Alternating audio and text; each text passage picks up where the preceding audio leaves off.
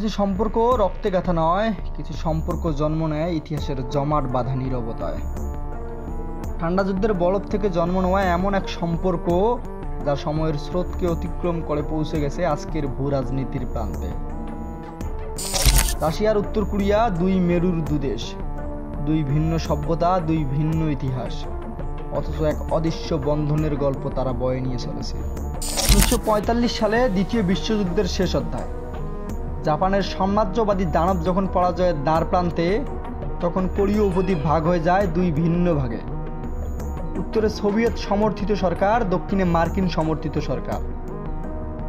এই বিভাজনই রচনা করে রাশিয়া ও উত্তর কোরিয়ার সম্পর্কের ভিত্তিপ্রস্তর। কিম ইল সঙ্গের উত্থান ঘটে সোভিয়েত সেনাদের সহায়তায়।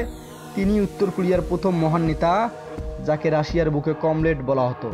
1950 সালে কোরিয়া যুদ্ধ শুরু হলে পর্দার আড়ালে রাশিয়ার যুদ্ধজাহাজ, সামরিক পরামর্শদাতা ও অস্ত্র উত্তর কোরিয়ার পক্ষে কাজ করে।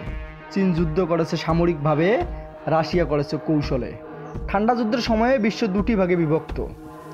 একদিকে যুক্তরাষ্ট্রের নেতৃত্বে পুঁজিবাদ, অন্যদিকে সোভিয়েতের নেতৃত্বে সমাজতন্ত্র। এই মহাযুদ্ধের ছায়াতেই বেড়ে ওঠে উত্তর কোরিয়া, আর তার ছায়ার ছায়া হয়ে পাশে থাকে সোভিয়েত ইউনিয়ন। রাশিয়া উত্তর কোরিয়াকে দেয় শিল্প স্থাপনা গড়ে তোলার জন্য প্রযুক্তি, খাদ্য সাহায্য, সামরিক প্রশিক্ষণ এবং আন্তর্জাতিক কূটনৈতিক রক্ষা কবচ। এ সম্পর্ক ছিল না শুধুই বন্ধুত্বের, এটি ছিল প্রয়োজন আর আদর্শের সংমিশ্রণ। 1991 সালে সোভিয়েত ইউনিয়নের পতনের পর রাশিয়া নিজেই বিপর্যস্ত। উত্তর কোরিয়ার সঙ্গে সম্পর্ক শিথিল হতে শুরু করে। ইয়েলচিন প্রশাসন পশ্চিমাদের সঙ্গে ভালো সম্পর্ক চাইছিল, তাই পিয়ংইয়ং হয়ে ওঠে অবহেলিত। কিন্তু ইতিহাস চক্রাকারে ফিরে আসে।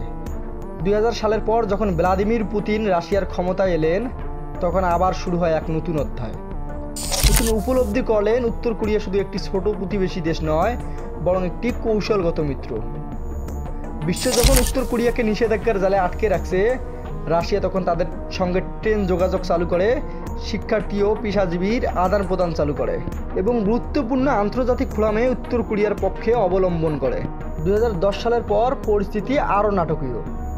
যুক্তরাষ্ট্র, দক্ষিণ কোরিয়া ও জাপান যখন উত্তর কোরিয়ার পারমাণবিক কর্মসূচি নিয়ে আতঙ্কে, তখন রাশিয়া নিঃশব্দে পিয়ংইয়ংয়ের পাশে দাঁড়ায়।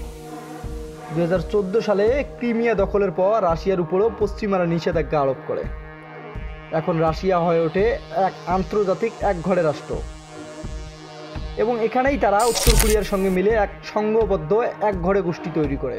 2022 সালের ইউক্রেন যুদ্ধ ছিল একটি মোড়। বিশ্ব যখন রাশিয়ার বিরুদ্ধে দাঁড়ায়, তখন উত্তর কোরিয়া প্রকাশ্য রাশিয়ার সমর্থনে ভোট দেয় জাতিসংঘে। এরপর শুরু হয় সামরিক সহযোগিতার নতুন পর্ব। উত্তর কোরিয়া রাশিয়াকে গোলাবারুদ পাঠায়, রাশিয়া উত্তর কোরিয়াকে স্যাটেলাইট প্রযুক্তি ও অস্ত্র উন্নয়নে সহায়তা দেয়। কিম জং উনের সঙ্গে পুতিনের ব্যক্তিগত বৈঠক হয়। এই সহযোগিতা শুধু অস্ত্র বা প্রযুক্তির নয়, এটি এক ধরনের আদর্শগত ঐক্য।